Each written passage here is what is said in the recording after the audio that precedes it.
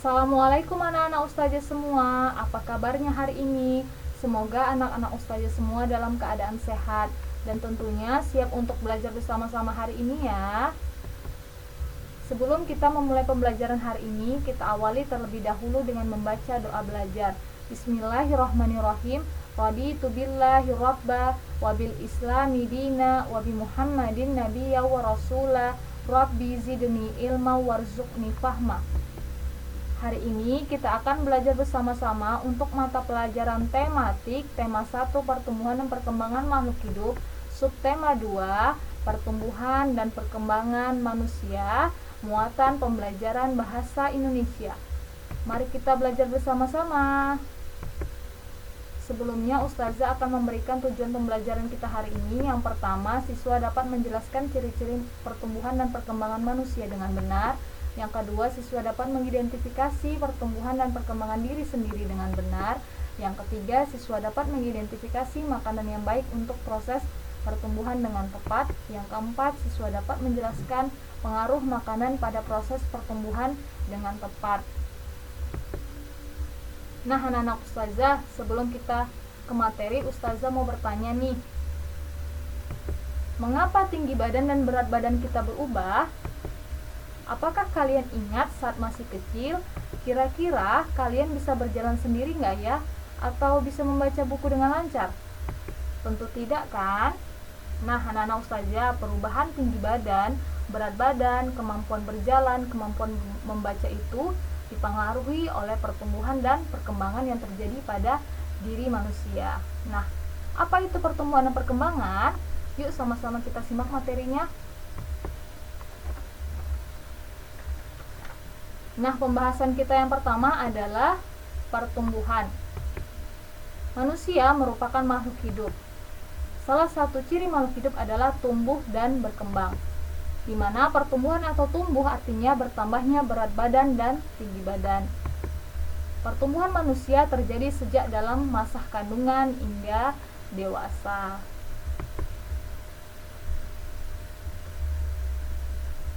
Pertumbuhan manusia dipengaruhi oleh beberapa faktor. Yang pertama, faktor makanan, di mana makanan yang baik adalah makanan yang bergizi. Yang kedua, faktor olahraga.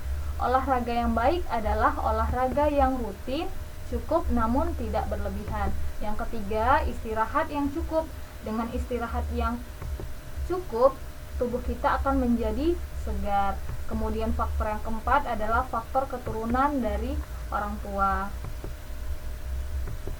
Salah satu faktor yang mempengaruhi pertumbuhan dan perkembangan adalah makanan. Makanan yang penting untuk pertumbuhan dan perkembangan adalah makanan bergizi, bersih, dan sehat. Berikut adalah makanan yang sering kita makan dalam kehidupan sehari-hari, di mana ada makanan pokok, bisa berupa nasi, ubi, ketela, kentang, jagung, dan sebagainya.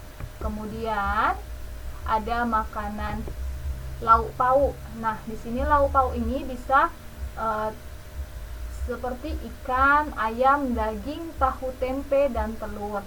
Kemudian ada buah-buahan, ada sayuran, dan ada susu.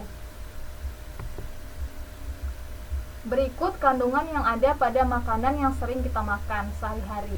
Makanan pokok mengandung karbohidrat. Lauk pauk mengandung protein. Nah, di sini protein terbagi menjadi dua. Ada protein hewani dan protein nabati.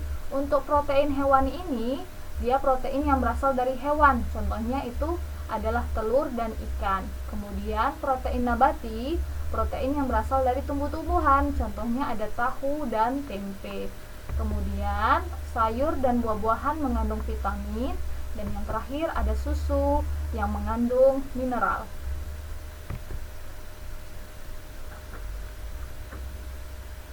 Setelah tadi kita belajar tentang pertumbuhan, sekarang kita akan belajar tentang perkembangan. Nah, perkembangan adalah perubahan kemampuan fisik dan perilaku menuju kedewasaan. Contoh perkembangan manusia ini bisa kita lihat pada gambar di bawah ini, di mana pada saat kita masih bayi, kita hanya bisa digendong. Namun dengan seiring perkembangan fisik anak-anak dapat bergerak, kemudian merangkak, berjalan, dan berlari. Contoh lainnya dari perkembangan adalah saat masih bayi, anak-anak tidak bisa makan dan minum sendiri. Namun, saat sudah besar, anak-anak mampu makan sendiri tanpa bantuan orang lain. Hal ini menunjukkan manusia berkembang seiring bertambahnya usia. Nah, berikut ini adalah fase pertumbuhan dan perkembangan manusia.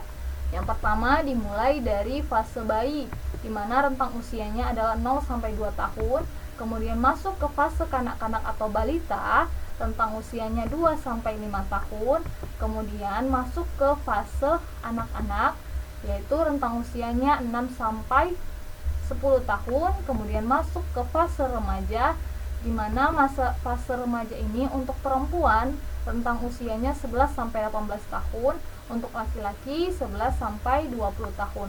Kemudian masuk ke fase dewasa, di mana dewasa rentang usianya adalah sekitar 20 sampai 40 tahun. Dan yang terakhir masuk ke fase lansia atau lanjut usia atau manula. Ini berkisar usia 50 tahun ke atas.